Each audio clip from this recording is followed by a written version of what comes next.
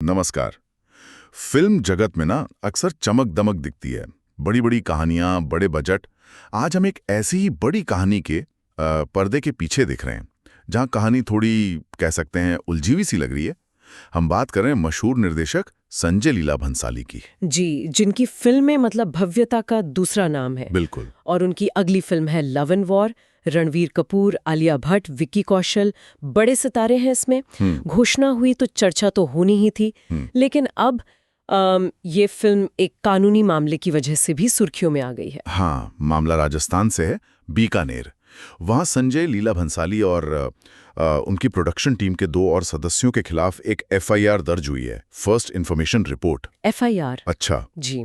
और ये एफआईआर धोखाधड़ी, विश्वासघात, यहाँ तक कि दुर्व्यवहार, मतलब काफी गंभीर आरोपों पर आधारित है। हमारे पास जो जानकारी है वो सिनेमा एक्सप्रेस में 2 सितंबर 2025 को एक रिपोर्ट छपी थी, उस पर आधारित है। ठीक है। तो आज हम इसी रिपोर्ट को लेकर इस पूरे मामले की परतें खोलने की कोशिश करेंगे। ठीक है। मतलब शिकायत किसने की, आरोप असल में हैं क्या, और भंसाली जैसे बड़े नाम, लव एंड वॉर जैसे बड़े प्रोजेक्ट के लिए इसका क्या मतलब हो सकता है। चलिए समझते हैं इसको जरा गहराई से। हाँ, तो शुरुआत करते हैं कि इसमें कौन कौन शामिल है, मतलब किन के नाम है। शिकायत दर्ज कराने वाले जो शख्स हैं उनका नाम है प्रतीक राज माथुर। प्रतीक राज माथुर, ठीक है।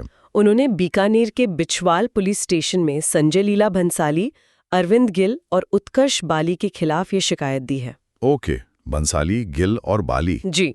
और जैसा आपने कहा, पूरा मामला भंसाली की जो आने वाली फिल्म है लव एंड वॉर, उसी के निर्माण से जुड़ा हुआ बताया जा रहा है। एफआईआर में जो लिखा है उसके मुताबिक प्रतीक माथुर का दावा है कि उन्हें संजय लीला भंसाली की प्रोडक्शन कंपनी ने लव एंड वॉर फिल्म के लिए लाइन प्रोड्यूसर के तौर पे हायर किया था। Line producer? जी, बकायदा कॉन्ट्रैक्ट दिया गया था, ऐसा उनका कहना है। लाइन प्रोड्यूसर ये वही होते हैं ना जो फिल्म की शूटिंग के लिए सारी जमीनी व्यवस्था देखते हैं? हाँ, बिल्कुल। लोकेशंस, परमिट्स, लोकल लेवल पर हायरिंग, ये सब। सही। खासकर बंसाली की फिल्मों के स्केल पर तो ये रोल बहुत ही अहम हो जाता होगा। बिल्कुल सही कहा आपने।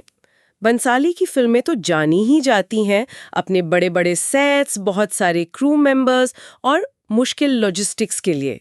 तो ऐसे में लाइन प्रोड्यूसर का काम वाकई बहुत महत्वपूर्ण होता है। माथुर ने अपनी शिकायत में यही कहा है कि कॉन्ट्रैक्ट मिलने के बाद उन्होंने बीकानेर और आसपास के इलाकों में फिल्म की शूटिंग के लिए जो जरूरी तैयारियां थीं वो शुरू कर दी थी। अच्छा। इसमें लोकेशन फाइनल करना, वहां के प्रशासन से अलग अलग सरकारी विभागों से संपर्क साधना, जरूरी परमिशन लेने की प्रक्रिया शुरू करना, ये सब शामिल था। यानी उन्होंने अपना काम शुरू कर दिया था कॉन्ट्रैक्ट के हिसाब से।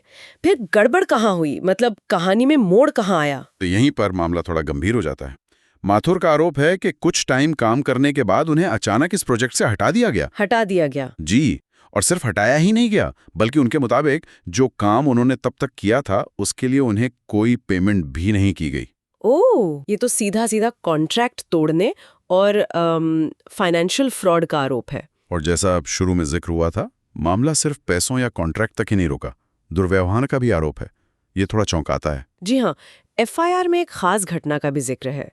माथुर ने आरोप लगाया है कि जब वो पेमेंट और दूसरे मुद्दों पर बात करने के लिए फिल्म टीम से मिलने एक होटल में गए, तो वहां कथित तौर पर संजय लीला भंसाली और टीम के दूसरे लोगों ने उनके साथ बुरा बर्ताव किया, मतलब मिसबिहेव किया। तो कुल मिला के देखें तो ये आरोप सिर्फ एक क्या कहते हैं, बिजनेस डिसएग्रीमेंट से कहीं ज्यादा गंभीर लग रहे हैं। जी। एफआईआर किन धाराओं में दर्ज हुई है, कुछ आइडिया है?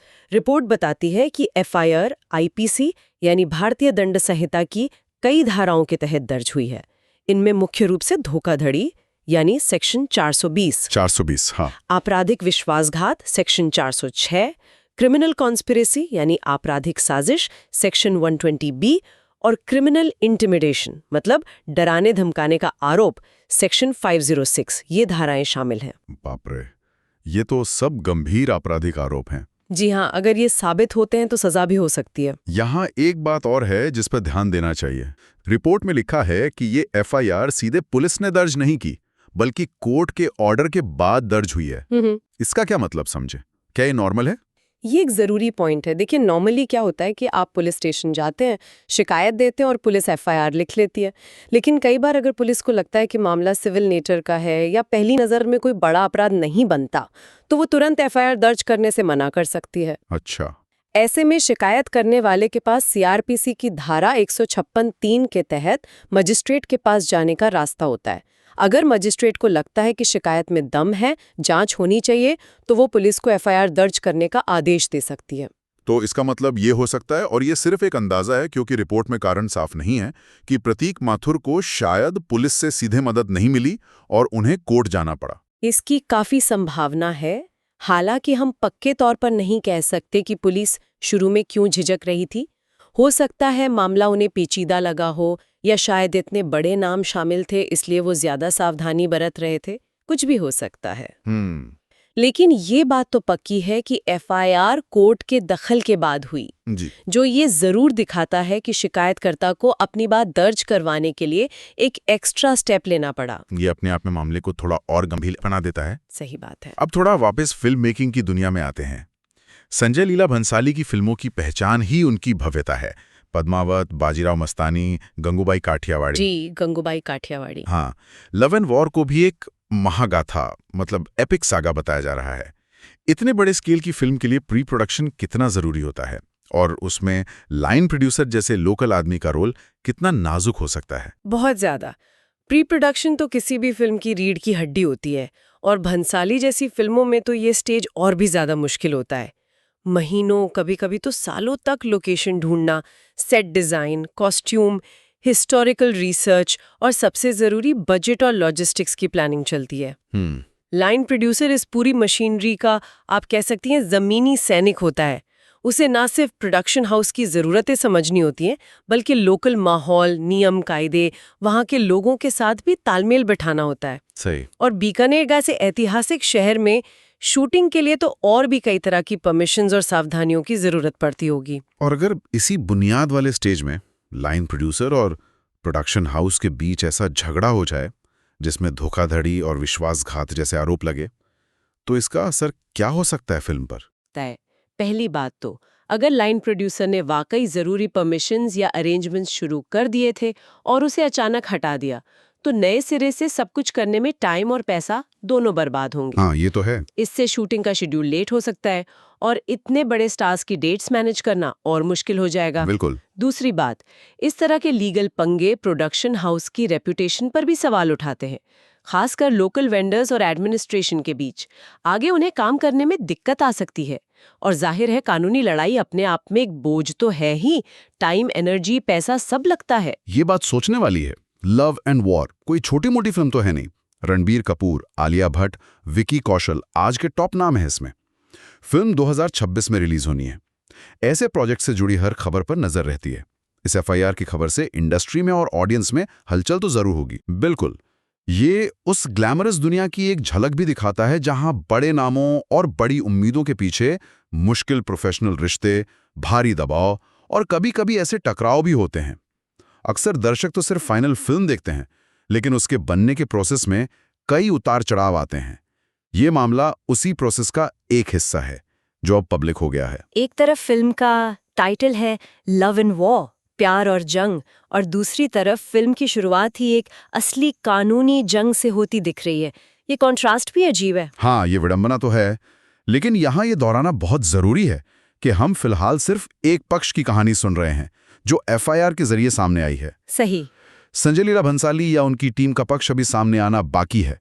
हो सकता है उनके पास इन आरोपों का कोई जवाब हो या उनका नजरिया बिल्कुल अलग हो। आपने बिल्कुल सही याद दिलाया।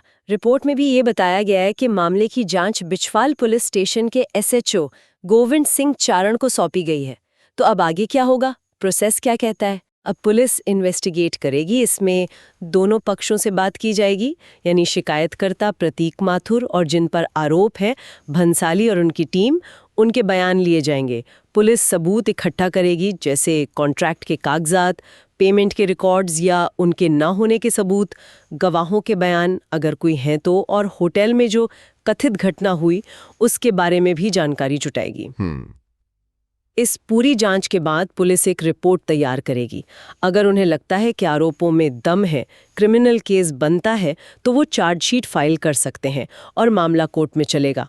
और अगर उन्हें लगता है कि सबूत काफ़ी नहीं है तो वो फाइनल रिपोर्ट एफआर भी लगा सकते हैं, मतलब केस बंद। यानी अभी ये मामला बहुत शुरुआती स्टेज में है और किसी नतीजे पर पहुंचना जल्दबाजी होगी। बिल्कुल, अभी ये केवल आरोपों का एक सेट है जिनकी सच्चाई की जांच होनी बाकी है।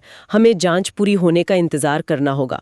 जरूरी यह है कि हम फैक्ट्स पर टिके रहें और किसी भी पक्ष को पहले से ही दोषी या निर्दोष न मान लें। हाँ, ये जरूरी है। हमारी जानकारी का सोर्स, जैसा हमने शुरू में कहा, एफआईआर दर्ज होने की खबर है जो जाहिर है शिकायतकर्ता के दावों पर आधारित है। तो अगर हम अब तक की बातचीत को समेटें तो मुख्य बातें क्या हैं जो सुनने वालों को इस मामले के बारे में पता होनी चाहिए?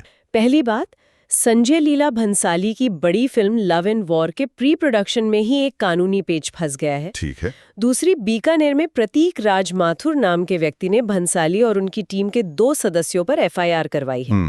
तीसरी, आरोप गंभीर है, लाइन प्रोड्यूसर का काम देकर बिना पेमेंट हटाना, धोखाधड़ी, क्रिमिनल कॉन्स्पिरेसी, विश्वासघात और दुर्व्यवहार। ओके। चौथी, ये एफआईआर सीधे दर्ज नहीं हुई, कोर्ट के कहने पर हुई है, जो मामले में एक और एंगल जोड़ता है। सही। और पांचवी और सबसे महत्वपूर्ण बात, ये मामला अभी सिर्फ जांच के दायरे में है और ये सिर्फ आरोप है जिन पर अभी कोई फैसला नहीं आया है। एकदम स्पष्ट। तो एक बड़े बजट की सितारों से सजी फिल्म अपनी यात्रा की शुरुआत में ही एक गंभीर कानूनी चुनौती का सामना कर रही है। देखना होगा कि जांच किस तरफ जाती है और इसका फिल्म के भविष्य पर क्या असर पड़ता है। बिल्कुल, और जब हम इस घटना की डिटेल्स और इसके फौरी असर पर बात कर चुके हैं तो शायद एक कदम पीछे हटकर एक बड़े सवाल पर सोचना भी ठीक रहेगा। एक ऐसा विचार जो सुनने वाले अपने साथ ले जा सकें। जरूर, बताइए, क्या है वो विचार? ये पूरा मामला, चाहे इसका नतीजा कुछ भी निकले, हमें बड़ी फिल्मों के बनने के जो पीछे की दुनिया है उसके बारे में क्या सिखाता है। खास तौर पर ये उन मुश्किल रिश्तों, कॉन्ट्रैक्ट्स और उम्मीदों पर कैसे रोशनी डालता है जो इतने बड़े प्रोजेक्ट्स में शामिल होते हैं। जहां करोड़ों का बजट, दर्जनों कंपनियां, सैकड़ों लोग और क्रिएटिव एम्बिशन एक साथ आते हैं, वहां साफ बातचीत, ट्रांसपेरेंट कॉन्ट्रैक्ट और प्रोफेशनल एथिक्स कितने जरूरी हो जाते हैं। क्या ये घटना सिर्फ एक आदमी या एक फिल्म की कहानी है, या ये पूरी इंडस्ट्री के लिए एक रिमाइंडर है कि ग्लैमर के पीछे की जो मशीनरी है उसे स्मूथली चलाने के लिए भरोसा और फेयरनेस कितनी जरूरी है। सही बात है। ये सोचने पर मजबूर करता है कि क्रिएटिविटी और बिजनेस के इस मेल में बैलेंस बनाना कितना चैलेंजिंग हो सकता है।